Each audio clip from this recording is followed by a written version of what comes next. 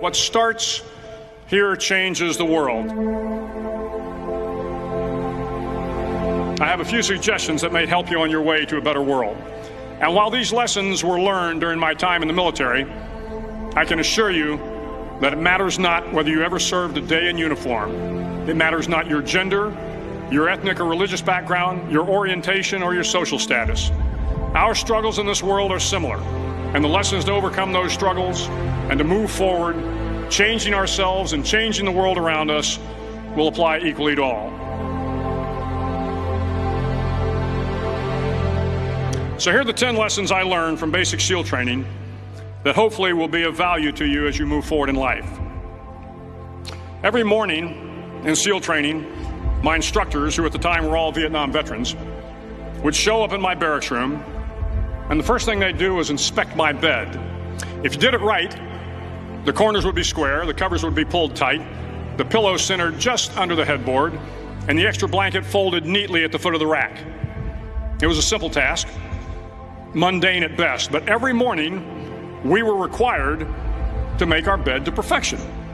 It seemed a little ridiculous at the time, particularly in light of the fact that we were aspiring to be real warriors, tough, battle-hardened SEALs. But the wisdom of this simple act has been proven to me many times over. If you make your bed every morning, you will have accomplished the first task of the day. It will give you a small sense of pride, and it will encourage you to do another task, and another, and another. And by the end of the day, that one task completed will have turned into many tasks completed. Making your bed will also reinforce the fact that the little things in life matter. If you can't do the little things right, you'll never be able to do the big things right. And if by chance you have a miserable day, you will come home to a bed that is made, that you made. And a made bed gives you encouragement that tomorrow will be better. So if you want to change the world, start off by making your bed.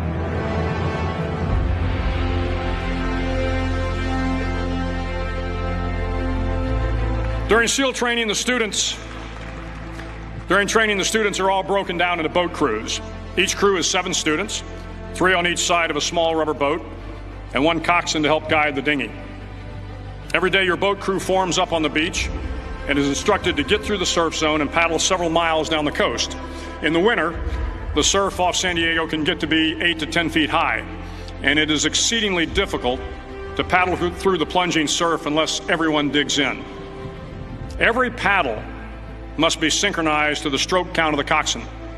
Everyone must exert equal effort, or the boat will turn against the wave and be unceremoniously dumped back on the beach. For the boat to make it to its destination, everyone must paddle. You can't change the world alone. You will need some help. And to truly get from your starting point to your destination takes friends, colleagues, the goodwill of strangers, and a strong coxswain to guide you. If you want to change the world, find someone to help you paddle. Over a few weeks of difficult training, my SEAL class, which started with 150 men, was down to just 42. There were now 6 boat crews of 7 men each.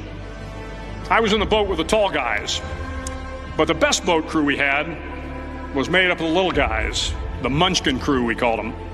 No one was over 5'5".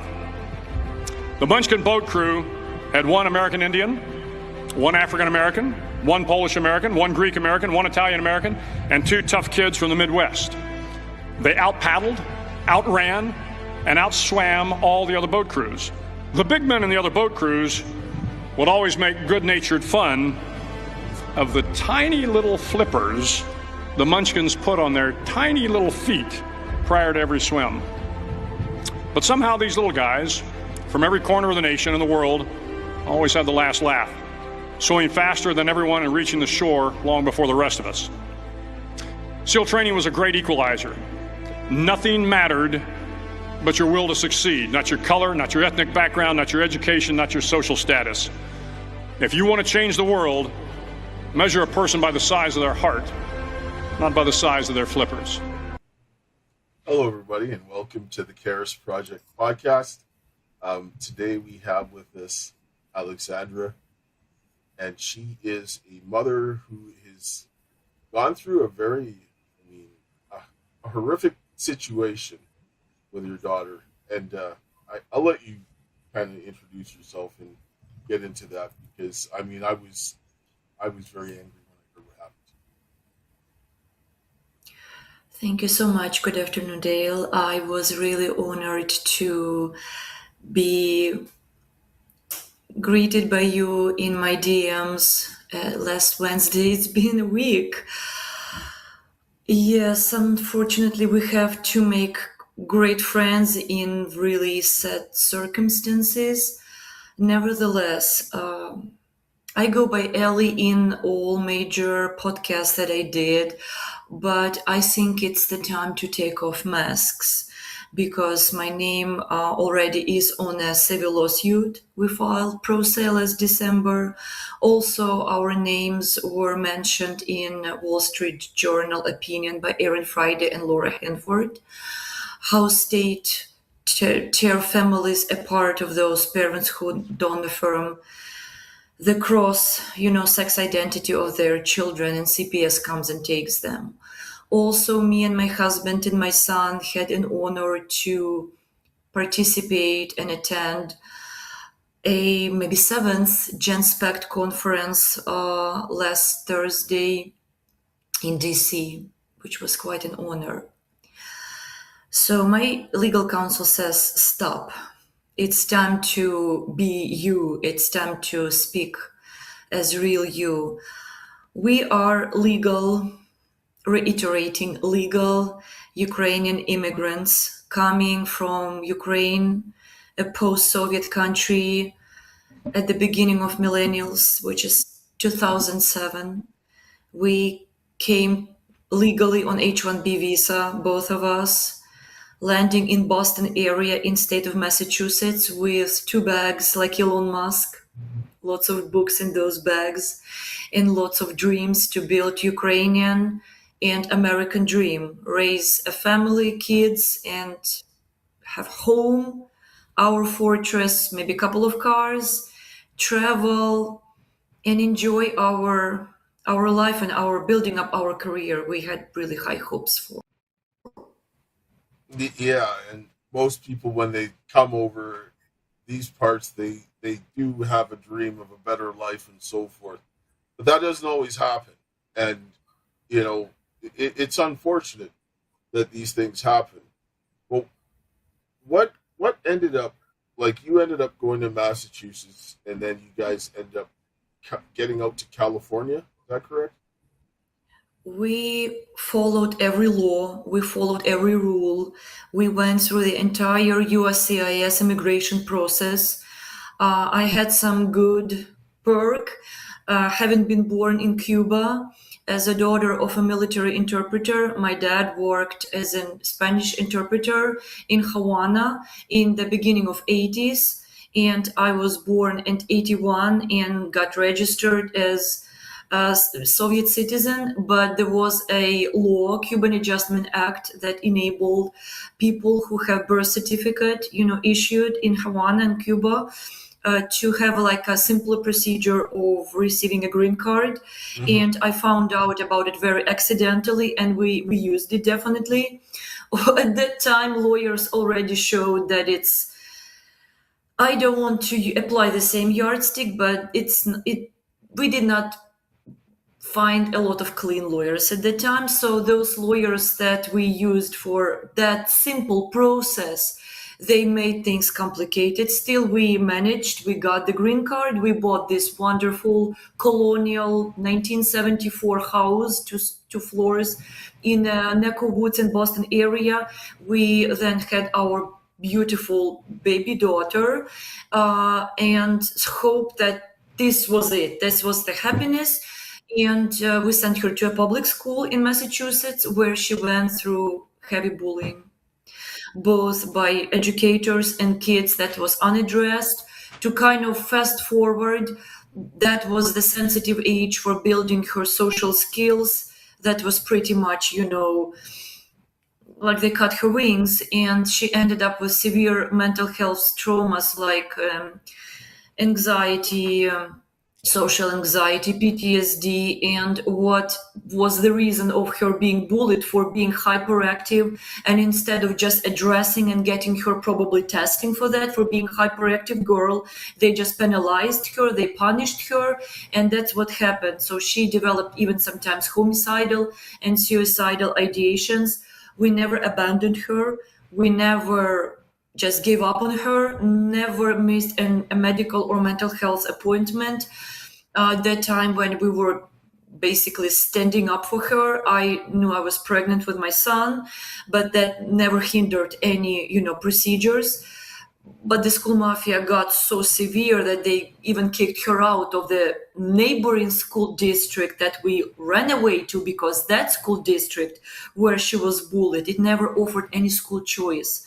So like persecution, being watched, being stalked, being kicked out, being showed like you're an entity, you're nobody. That brought her to 11 days of evaluation in a psychiatric facility. They put her on psychotropic medications like Prozac, but it made things worse. She became How even more aggressive. how old was she at the time when this happened? My kids are 9 years apart, so that was around, my son was around two-ish. She was hospitalized for a few days. He was 23 months old. I assume she was around 9 to 10. They Her were puberty started. they were putting her on Prozac at 10 years old. Oh wow! 10, 11, can you imagine? And she spent 11 days in that facility. I visited her every single day. It was scary. I thought that was nightmare. Her puberty, her period started around that time because, like a lot of moving from district to district, selling home, hiding in another district so that the other district doesn't kind of suspect you, like criminals just defending your child makes you look like you're a criminal. So difficult child, entailing traumas, baby brother, jealousy. That district set against entire community against us. We felt like we were like in a ghetto, and it was horrible. So at some point, the year of 19, things got so offhand, and the districts, their neighbors, they played together, and they were manipulating my daughter, her suicidal and other aggressive ideations, that they simply were doing the same thing. They're doing the same thing. They were penalizing her. They were yelling at her. They were defaming, humiliating her. That I just, at some point, I took my kids, both kids, my husband's job forced him to travel. Like in 2 weeks, he declared me he was going to Beijing, and we did not have any family. My parents had died like 11 and 12 years before that. Mama died from cancer, daddy followed her. I wouldn't be able to, deal with police officers, knocking on my door, because my daughter refused to go to school. And I just described the situation. So I just took the kids, went to Ukraine, and then she was really blossoming in a private school I paid for. I found an apartment to live in, but the COVID hit. The lockdown locked us down, and she didn't want to get out of the house to take walks, and she made friends, but the class where she was at, it was pretty small, and she made one friend, and her mother had some mental issues because she was at war at that point. She was a war doctor, and Ukraine started to have war already in the year of 14. So cutting a long story short, she went on Discord. She wanted to still keep talking to friends, and she already used English as her first language.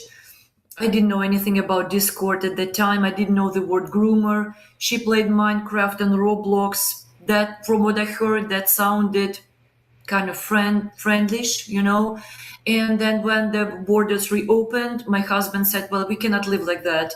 He point blank said, I don't want to return to Ukraine, where he was literally starving with his family at the beginning of the 90s after the collapse of the USSR. And he got a job in San Francisco, a remote job in a bank.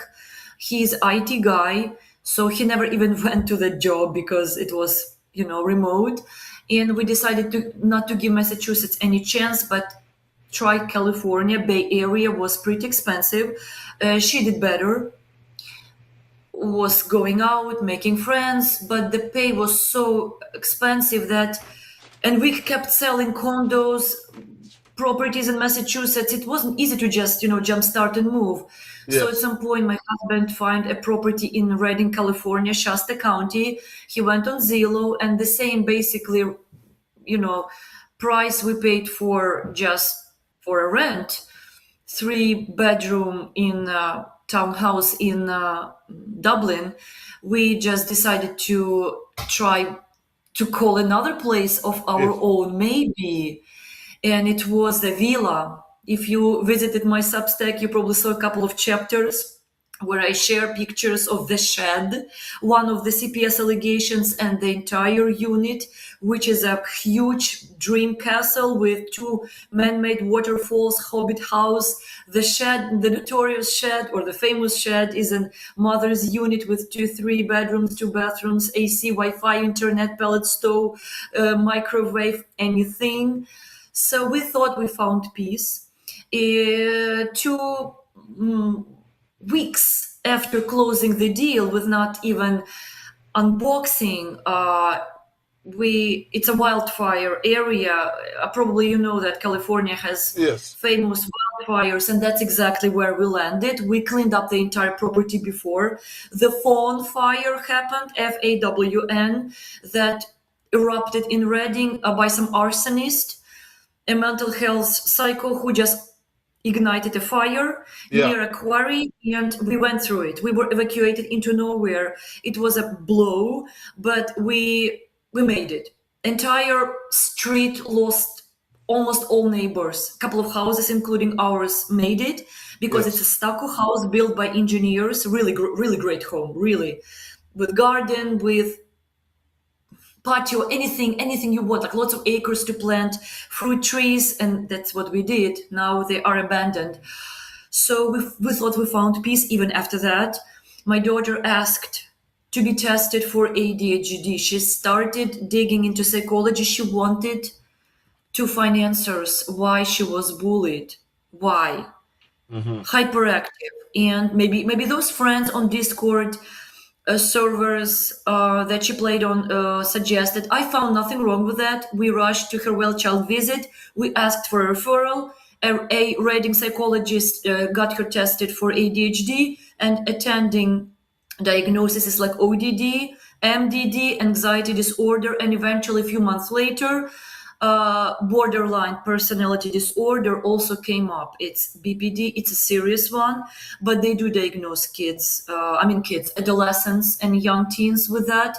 It's a pretty serious diagnosis. It's a challenge to live with a BPD patient, which is living with a person who thinks, one day life is black and one day it's white. One day you are suicidal, another, it's bubbling colors, right? It's good stuff.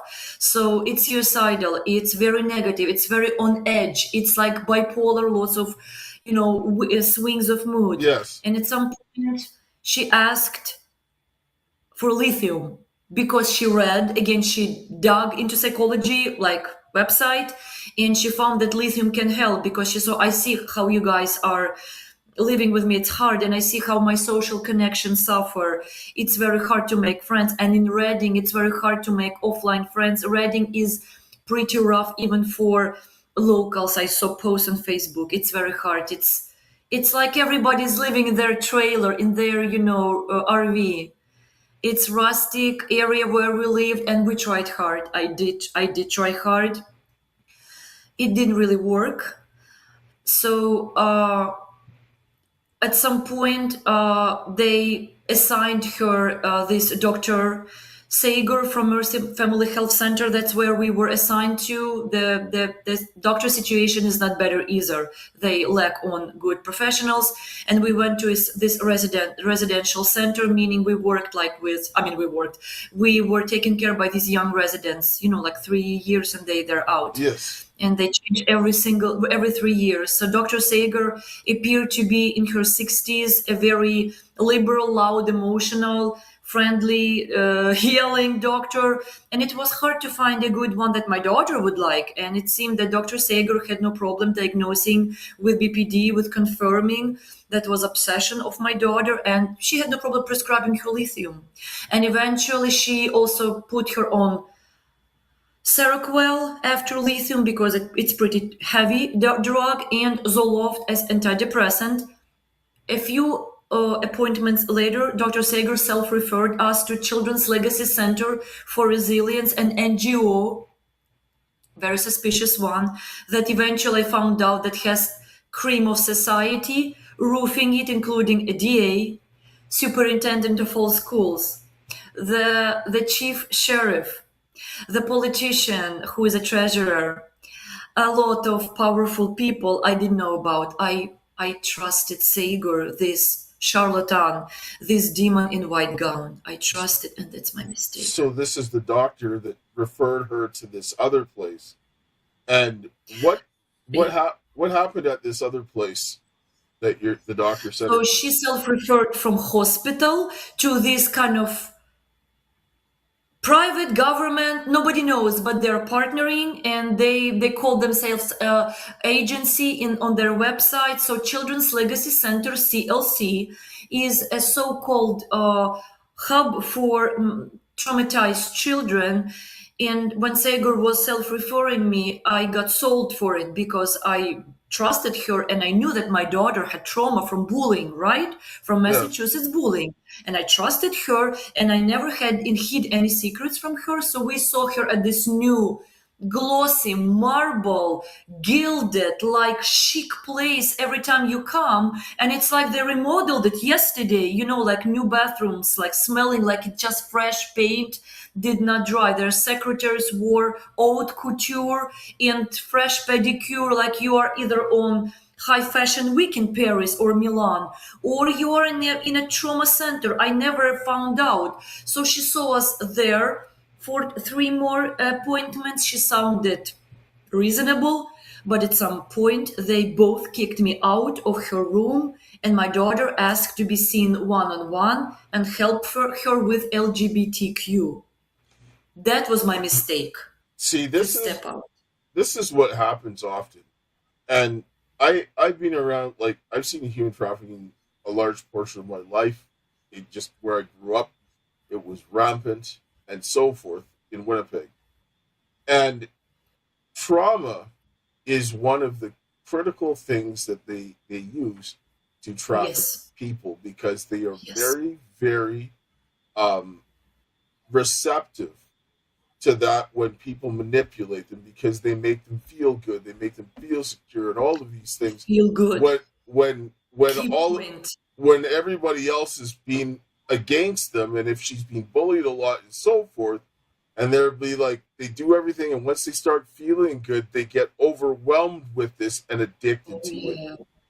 Right? And then once that happens, the people who are predators will then be able to gain what they want, because they've got that person led along, especially when it comes with women, because women are more wired about feeling good than men are. Men, we just, if our family or loved ones are good, we will go through all kinds of stuff because we're not wired the same way. So when they use women to make it feel good, it's like a drug. And this is how they get them, and then they use that to isolate them from the protection of their parents, and then push them down this path. This is what sex traffickers do. Yes, and imagine doubling with transgender ideology, right? When a child has volcanoes and sinusoids of hormones, she is 15. She was 14 in 2023. So that coincided with her desiring to cut her pretty long hair bob, asking to be called a unisex name. And it was April 2023 that she started seeing Sager and CLC and landing on a LGBTQ server on Discord, something she never confessed to me before. And she met this Marky Moo, well, allegedly a sex predator I didn't know about. I didn't know about the word predator. So I thought that she played with this 17-year-old boy from Kansas. She saw Sager for her mental traumas. Things seemed to be doing well until the asking for signing a testosterone consent in 2024 with the dose of estrangement when she stopped going to Snowtube, Mount Shasta and Lassen, you know, that kind of region, beautiful region. We were like 55-minute drive from Mount Shasta, you know, like snow-capped mountains to ski and Snowtube, or join us at our Christmas and New Year celebrations and Easter. That vanished into thin air. The indoctrination took place, and she tried to talk separately to me and Dad. And whenever she saw that it wasn't working, they filed to CPS May 29th, 2024.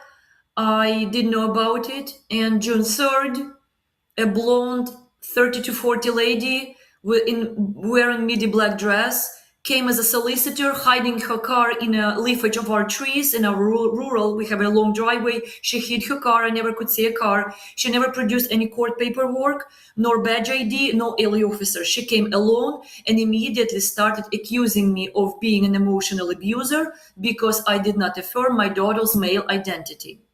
This is textbook. This is textbook grooming and trafficking behavior. And now that what you're seeing here is they're using the power of the state to do this. Like when I was a kid, this whole this was not a thing. Were there? I mean, as I got older, you go and there were a couple of people that were transgender, but that was like one of 1,000, if that. Right? There weren't very many. But then when my oldest daughter went to school, like they tried to do that stuff in the school, and I was like, no, absolutely not. Like my daughter was like, she wanted to get top surgery, something like that. I'm like, she complaining about the size of her chest. I said, no, you know what?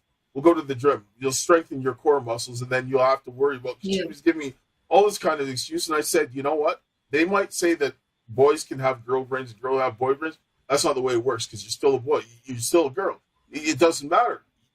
You live the way that you're going to do, and don't do something that you're going to regret as an adult. Because a kid, they don't know anything. But now what you're seeing them do is they target the children that are traumatized. And this is why you're seeing the mental health issues coming along with the kids that are involved in this, because they prey on them. And it is disgusting. It is predatory to no end. Like, I mean, I have no love for these people. And people, as far as I'm concerned, that do this, they need to go to prison. You're not helping anybody. You're taking advantage of them. No, absolutely not. I never was into politics. I was all into family and children. So I now regard myself being such a liberal, in the good meaning, parent that got trapped into this being gullible parent to trust. You see this charlatan, this doctor, right? That basically I entrusted my own mental health, because in 2023 I started seeing Sager myself for my anxiety, because I told you what we went through. It's like we're just gliding at the surf of my story being told, but we had to live all these years, moving places, selling properties, being apart with Dad, giving birth to this boy who also started to have behavioral issues because he saw his sister, negativity, screaming, swearing, raising her hand upon himself and both parents. But I so much wanted to make her happy that it never rose any suspicion that Marky Moo is basically an adult man, because my daughter left her. She was so much brainwashed. She left with Nelson. Her name is Nelson, the solicitor who came and took her. She left barefoot. She left her